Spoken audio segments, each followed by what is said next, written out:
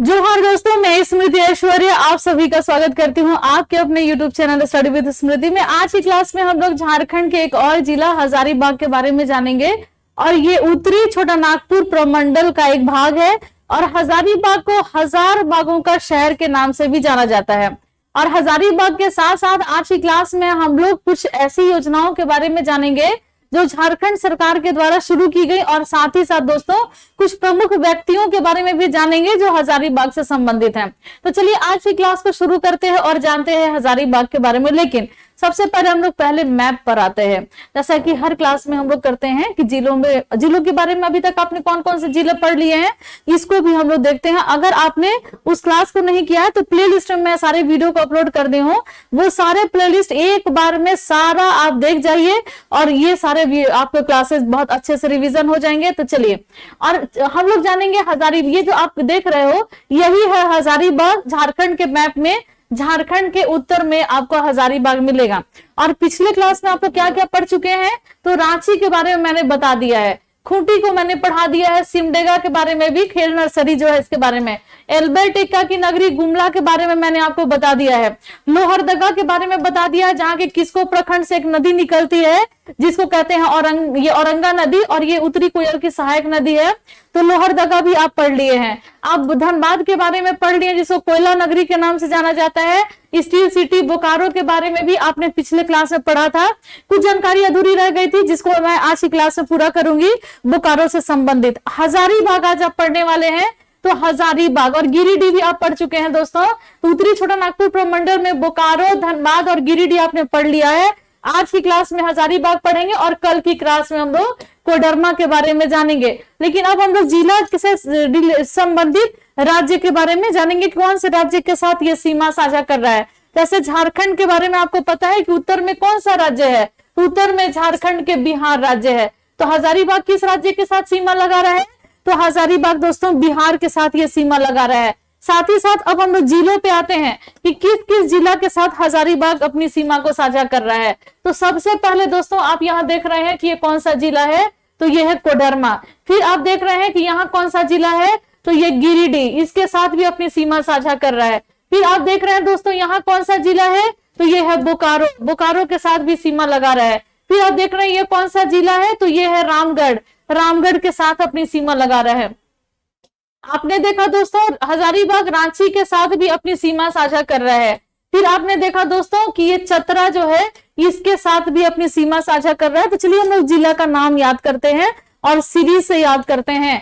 कोडरमा, गिरिडीह, बोकारो, रामगढ़, रांची, फिर चतरा, इन सभी के साथ हजारीबाग अपनी सीमा लगा रहा है। और उत्तर में कौन सा है तो उत्तर में बिहार के साथ अपनी सीमा लगा रहा है। तो चलिए अब हम लोग हजारीबाग के बारे में कुछ और भी जानकारी लेते हैं।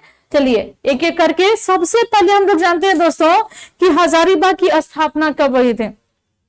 ये वर्ष था दोस्तों हजारीबाग की स्थापना का, ये वर्ष था 1834 ईस्वी। कौन सा तो 1834 में हजारीबाग की स्थापना हुई थी। 1833 ईस्वी में विल्किंसन रूल बना था और हजारीबाग को, यहाँ पर बाग बहुत ज्यादा थे दोस्तों, इस कारण से हजारीबाग को हजार बागों का शहर के नाम से जाना जाता। अब हम लोग इसके क्षेत्रफल की बात करें तो हजारीबाग का जो क्षेत्रफल है वो है 4313 किलोमीटर स्क्वायर इसका क्षेत्रफल है, 4313 किलोमीटर स्क्वायर। अब हम लोग इसके प्रमंडल की बात करते हैं कि आखिर इसमें ये कौन से प्रमंडल में आता है तो ये आता है दोस्तों झारखंड का सबसे बड़ा प्रमंडल उत्तरी छोटा नागपुर प्रमंडल। प्रखंडों की संख्या कितनी है यहाँ पर तो दोस्तों यहाँ पर कितने प्रखंड है तो 16 प्रखंड है। अनुमंडल की संख्या कितनी है तो यहाँ 2 अनुमंडल है, एक हजारीबाग अनुमंडल है और एक बरही अनुमंडल है। तो यहाँ अनुमंडलों की संख्या 2 है। मृदा शोध संस्थान आपको कहाँ मिलेगा तो हजारीबाग में मिलेगा। पुलिस प्रशिक्षण केंद्र कहाँ मिलेगा पद्मा में, वो भी हजारीबाग में है। दोस्तों हजारीबाग से एक नदी प्रवाहित होती है, उस नदी को कहते हैं बराकर नदी, यहीं से निकलती है बराकर नदी। और बराकर किसकी सहायक नदी है? तो ये दामोदर की सहायक नदी बराकर है। और बराकर कहाँ से निकलती है? तो पद्मा से निकलती है बराकर नदी, और ये हजारीबाग में है। और दामोदर की ये बराकर सहायक नदी है, सबसे लंबी सहायक नदी। और इसके भी घाटियों में आपको क्या मिलेगा? कोयला मिलेगा। अभ्रक, यहाँ पर हजारीबाग के खनिज के बारे में हम लोग बात करते हैं। यहाँ कौन कौन से खनिज मिलेंगे दोस्तों? यहाँ पर आपको अभ्रक मिलने वाला है, क्योंकि हजारीबाग, गिरिडीह और कोडरमा आपको अभ्रक यही मिलेगा। यहाँ पर आपको कोयला भी मिलेगा दोस्तों, और अन्य खनिज भी आपको यहाँ पर मिलेंगे। और हजारीबाग का ऐतिहासिक महत्व भी बहुत ज्यादा है, इसलिए क्योंकि हम लोग अगर झारखंड की इतिहास के बारे में पढ़ते हैं तो शुरुआत करते हैं हम लोग पूरा पाषाण काल के बारे में, जब आदि मानव का समय था। उस समय में यही हजारीबाग के क्षेत्र में इसको नामक स्थान से यहाँ से हम लोगों को शैल चित्र दीर्घा मिला है। उसके बारे में हम लोग आगे जानेंगे एक एक करके। फिलहाल हम लोग आगे बढ़ते हैं। अनुमंडलों की संख्या यहाँ 2 है, हजारीबाग और बरही। और यहाँ पर प्रखंडों की संख्या कितनी है? तो यहाँ पर 16 प्रखंड आपको मिलेंगे दोस्तों वर्तमान में। अब यहाँ से जो प्रमुख नदियां आपने जान लिया, दामोदर और बराकर जो है यहाँ से निकलेगा। चलिए अब हम लोग आगे बढ़ते हैं। हजारीबाग के बारे में कुछ और भी जानकारी दोस्तों, यहाँ पर आपको हजारीबाग अभ्यारण्य, तो हजारीबाग में कौन सा अभ्यारण्य है? तो हजारीबाग अभ्यारण्य। झारखंड में कितने वन्य जीव अभ्यारण्य है? तो यहाँ पर 11 वन्य जीव अभ्यारण्य है। इसमें से एक हजारीबाग अभ्यारण्य का भी नाम आता है।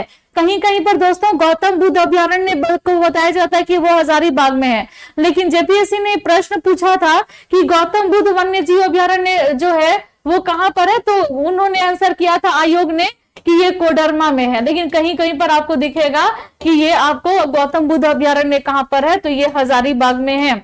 चलिए अब हम लोग कुछ और भी जानकारी लेते हैं। तो यहाँ पर एक पुस्तकालय है दोस्तों, जिस पुस्तकालय का नाम है जन कथाकार प्रेमचंद्र पुस्तकालय। तो अगर आपसे प्रश्न पूछ दिया जाए कि जन कथाकार प्रेमचंद पुस्तकालय झारखंड के किस जिला में है, तो वो कहां पर हो जाएगा? तो दोस्तों ये हजारीबाग में हो जाएगा। आप जिस चित्र को देख रहे हैं, अब आपको मैंने बताया था कि आप यहाँ आज की क्लास में कुछ ऐसे भी लोगों के हस्तियों के बारे में जानेंगे जो झारखंड के हजारीबाग से संबंधित हैं। एक बहुत ही महत्वपूर्ण महिला के बारे में आपको बताने वाली हूँ, जिनका चित्र आप देख रहे हैं। इनका नाम है दोस्तों सरस्वती देवी। क्या नाम है दोस्तों? इनका नाम है सरस्वती। आप पढ़ने इतिहास में आपने इनके बारे में पढ़ा है। अविभाजित बिहार में सबसे पहले जो महिला जेल गई थी वो यही थी दोस्तों, सरस्वती देवी। और इनका जन्म हुआ था हजारीबाग में ही वर्ष 1901 में। और केदारनाथ नाम के एक व्यक्ति से इनका विवाह हुआ था। और इनके जो पिताजी थे वो हजारीबाग में ही एक स्कूल के प्रधानाध्यापक थे। तो सरस्वती देवी के यहाँ हमेशा क्रांतिकारियों का या भारतीय स्वतंत्रता संग्राम में लगे हुए लोगों का आना जाना लगा रहता था। तो उनके सोच से ये काफी प्रभावित हुई थी सरस्वती देवी। और झारखंड के भारत के स्वतंत्रता संग्राम में जब असहयोग आंदोलन, सविनय अवज्ञा आंदोलन और भारत छोड़ो आंदोलन, सभी आंदोलनों में ये शामिल रहे थे। देखिए दोस्तों, हजारीबाग की जो धरती है ना, ये कुछ और भी चीजों के लिए बहुत ज्यादा फेमस है। उसके बारे में मैं आपको बता दूं, आपने नाम सुना होगा जयप्रकाश नारायण का। तो जयप्रकाश नारायण जो थे वो इसी हजारीबाग के जेल में स्वतंत्रता संग्राम के समय में थे। और 1942 ईस्वी में भारत छोड़ो आंदोलन के समय में इनको यहीं के जेल में रखा गया था। और 9 साथियों के साथ ये हजारीबाग के जेल से वो फरार हो गए थे, जयप्रकाश नारायण। तो हजारीबाग से उनका भी संबंध रहा। क्रांतिकारी गतिविधियों में भी ये बहुत ज्यादा लिप्त था। और 1857 ईस्वी की क्रांति में हजारीबाग की क्रांति का नेतृत्व जो थे वो सुरेंद्र शाही, जहां तक मुझे याद है, उनके द्वारा यहाँ पर उनका नेतृत्व किया जा रहा था। हाँ, सुरेंद्र शाही के द्वारा यहाँ पर नेतृत्व किया जा रहा था। और रांची वो पहुंचे अपने काफिले को लेकर के, अपने विद्रोही लोगों को लेकर के। और चलिए, कोनार डैम, आपको झारखंड में कोनार डैम कहाँ मिलने वाला है? तो वो यही हजारीबाग में मिलने वाला है। चलिए, अब झारखंड में सूर्यकुंड मेला ये कहाँ लगता है? सूर्यकुंड एक गर्म जल कुंड है दोस्तों, और ये मेला यहाँ पर लगता है गर्म जल कुंड में, सूर्यकुंड मेला। तो ये सूर्य कुंड मेला कहाँ लगेगा और ये कब लगता है? तो दोस्तों ये मकर संक्रांति के समय में ये सूर्य कुंड मेला लगता है और ये भी आपका यहीं पर है हजारीबाग में। नरसिंह स्थान मेला कहाँ लगेगा? तो इसी हजारीबाग में नरसिंह स्थान मेला लगेगा। पद्मा का किला कहाँ पर है? तो इसी हजारीबाग में पद्मा का किला है दोस्तों। और निर्मल महतो पार्क कहाँ पर मिलेगा? तो हजारीबाग में निर्मल महतो पार्क। हजारीबाग झील कहाँ है? तो हजारीबाग में है। केनेरी की पहाड़ी हजारीबाग में आपको मिलेगा, ठीक है ना। तो यहाँ पर हजारीबाग स्टेडियम भी है, यहाँ पर हजारीबाग में एक स्टेडियम भी है। मोहन आहूजा स्टेडियम कहाँ पर है? इसका आंसर कीजिएगा। देखिए दोस्तों ये जो चित्र आप देख रहे हैं यही इसको का चित्र है, पत्थरों पर बना हुआ। और ये चित्र जो है पूरा पाषाण काल का चित्र है। आपको झारखंड में पूरा पाषाण काल के अवशेष हजारीबाग में मिले हैं और इसमें ऐसे ऐसे चित्र हैं जैसे अंतरिक्ष यान के चित्र, नक्षत्र मंडल के चित्र, भूल भुलैया के चित्र, वो सभी आपको यहीं पर इसको रॉक पर आपको मिलेगा। और ये इसको रॉक कहाँ पर है? तो ये भी दोस्तों हजारीबाग में है और यहाँ से आप लोगों के प्रश्न जो है पूछे जाते हैं, मोस्ट इंपॉर्टेंट है। देखिए दोस्तों सरस्वती देवी कृष्ण वल्लभ सहाय, आपने उनका नाम सुना होगा क्या? कृष्ण वल्लभ सहाय। तो ये भी कहां से संबंधित है? तो हजारीबाग से ही संबंधित है। यशवंत सिन्हा, आपने नाम सुना है ना? अटल बिहारी वाजपेयी के समय में वो केंद्रीय मंत्री भी हुआ करते थे। तो यशवंत सिन्हा कहां से संबंधित है? तो उनका भी संबंध यहीं पर है, हजारीबाग से ही संबंध है। टेकलाल महतो, इनका संबंध भी हजारीबाग से है। चलिए अब हम लोग आगे बढ़ते हैं और हजारीबाग के बारे में तो आपने जान लिया। अब हम लोग योजना के बारे में जानते हैं। मुख्यमंत्री सुकन्या योजना, पिछले क्लास में आपने कौन सी योजना को जाना था? तो आपने मुख्यमंत्री स्वास्थ्य बीमा योजना को जाना था। आज की क्लास में आप मुख्यमंत्री सुकन्या योजना के बारे में जानेंगे, जिसकी शुरुआत तो रघुवर दास ने की थी, लेकिन आगे चल करके इसका नाम मुख्यमंत्री हेमंत सोरेन के सरकार में इसका नाम बदल दिया गया और इसका नाम परिवर्तित करके क्या रखा गया, सब कुछ हम लोग जानेंगे। लेकिन थोड़ा दोस्तों आप थोड़ा सा समय दीजिएगा, मैं आप लोगों को यहाँ अनअकैडमी के सब्सक्रिप्शन के बारे में थोड़ा सा मैं आपको बता दूं, क्योंकि बहुत ही अच्छा ऑफर है दोस्तों। इस ऑफर का लाभ ले सकते हैं। हम लोगों के लिए बहुत प्राउड मूवमेंट है कि दिव्या शिकरवार जो है वो यूपीपीएससी में फर्स्ट रैंक उन्होंने हासिल किया है 2022 में। और देखिए दोस्तों ये अनअकैडमी से ही अपनी तैयारी कर रही थी।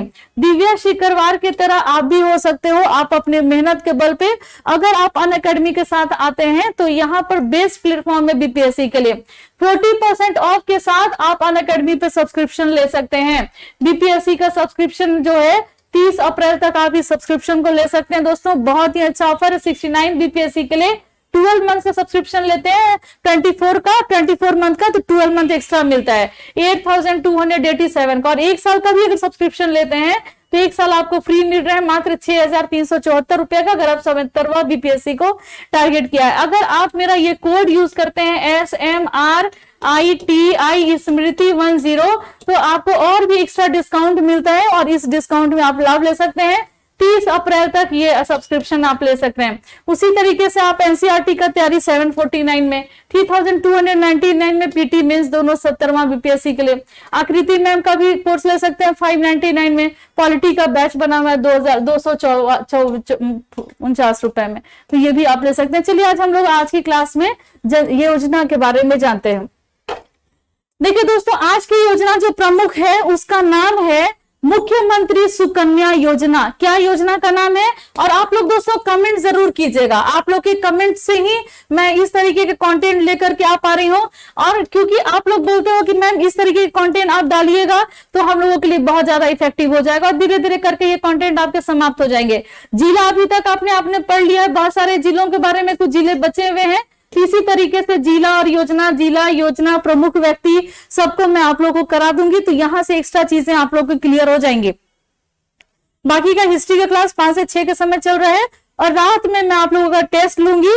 रात में प्रतिदिन आप लोगों का 8 बजे से 8 PM लाइव रहिएगा और 8 बजे से आप लोग के टेस्ट होंगे। हर दिन ये टेस्ट होंगे। मुख्यमंत्री सुकन्या योजना कब चलाई गया दोस्तों? तो अगस्त 2022 में इसका नाम बदल करके रख दिया गया है सावित्रीबाई फुले किशोरी समृद्धि योजना। तो योजना तो चल रही है, लेकिन अब इसका नाम बदल दिया गया। अब नाम बदल के क्या रखा गया है 2022 में, और याद रखिएगा 2022 में किसकी सरकार है, तो हेमंत सोरेन की सरकार है। लेकिन हेमंत सोरेन ने अपनी सरकार में इसका नाम बदला और रखा सावित्रीबाई फुले किशोरी समृद्धि योजना। अब हम लोग मुख्यमंत्री सुकन्या योजना के बारे में जानेंगे कि आखिर इसकी शुरुआत कब की गई थी। तो मुख्यमंत्री सुकन्या योजना की शुरुआत हुई थी दोस्तों, वर्ष था 2019 में। कब था, 2019 में इसकी शुरुआत हुई थी। किसके द्वारा शुरुआत की गई थी, तो ये थे दोस्तों रघुवर दास। रघुवर दास 2014 में झारखंड के मुख्यमंत्री बने, 5 सालों का अपना कार्यकाल पूरा किया। 2019 के चुनाव में इनको हार मिली, ये बीजेपी से थे, और अब जेएमएम और कांग्रेस और राजद के गठबंधन की सरकार है। और 2024 का चुनाव होने वाला है अगले ही साल। तो रघुवर दास जो है ये मुख्यमंत्री थे उस समय में जब ये यही योजना लेकर के आए। आखिर इस योजना का लक्ष्य क्या था, क्यों लाया गया था। कोई भी योजना लाया जाता है तो उसका एक लक्ष्य होता है, उद्देश्य होता है, और ये समाज के कल्याण, जैसे गरीब लड़कियों के लिए, बाल विवाह के रोक के लिए, बच्चों में लड़कियों में साक्षरता को बढ़ाने के लिए, लड़कियां शिक्षित हों, कम उम्र में उनका विवाह न किया जाए, नारी सशक्तिकरण के लिए ये योजना आई थी। महिला सशक्तिकरण, गरीब बालिकाओं को अधिक शिक्षित करने के लिए ये योजना आया था। ये लाभ किसको किसको मिलेगा दोस्तों, मतलब क्या कोई भी इसका लाभ ले सकता है, तो नहीं। अंत्योदय वर्ग की सूची में जो परिवार है वैसे ही परिवार को लाभ मिलेगा। राशन कार्ड धारी होना चाहिए, उनके पास राशन कार्ड होना चाहिए, राज्य का स्थानीय निवासी होना चाहिए, फिर आयु मतलब उनकी आयु कम से कम 2 वर्ष तक होनी, मतलब कम से कम 2 वर्ष और अधिकतम 20 वर्ष के हों, तो वैसे बालिकाओं को लाभ मिलने वाला है इस योजना के तहत। और भी कुछ जानकारी दोस्तों देखिए यहाँ दिया हुआ है। जब ये योजना आया था मुख्यमंत्री सुकन्या योजना, तो उस समय में ये योजना जो था ये 30,000 के लिए ये योजना आई थी। लेकिन अभी जो योजना है सावित्रीबाई फुले जो योजना नाम बदल करके 2022 में कर दिया गया है, तीसरी योजना के तहत अब लाभ की राशि कितनी हो गई है, तो अब 40,000 हो गई है। और जब योजना आई थी उस समय में कितनी थी, तो 30,000 रुपए थी। और ये 30,000 रुपए कैसे कैसे मिलेगा, तो जब बेटी के जन्म पर 5,000 रुपए, पहली कक्षा में दाखिले पर 5,000, 5वीं पास करने पर 5,000, 8वीं पास करने पर 5,000, 10वीं पास करने पर 5,000 और 12वीं पास करने पर 5,000, और 18 वर्ष की जब हो तो उस समय में 10,000 रुपए जो है उनको मिलेंगे। तो ये आपका क्रम था तब जब ये रुपए थे 30,000, लेकिन अब रुपए कितने हो गए हैं, तो अब हो गए हैं 40,000 रुपए। तो अब हम लोग सुकन्या समृद्धि योजना जो है उसको जब पढ़ेंगे तो सुकन्या ये मुख्य सावित्रीबाई फुले योजना जो है उसको जब पढ़ेंगे तो और भी डिटेल जानेंगे। देखिए 27 लाख से ज्यादा परिवारों को लाभ देने के लिए ये मुख्यमंत्री सुकन्या योजना झारखंड में लाया गया था। वर्ष कौन सा था, याद रखिएगा, वर्ष था दोस्तों 2019। ठीक है ना, 2019। चलिए आज की क्लास में बस इतना ही, मिलते हैं हम लोग नेक्स्ट क्लास में, लेते हैं आप सभी विदा, धन्यवाद।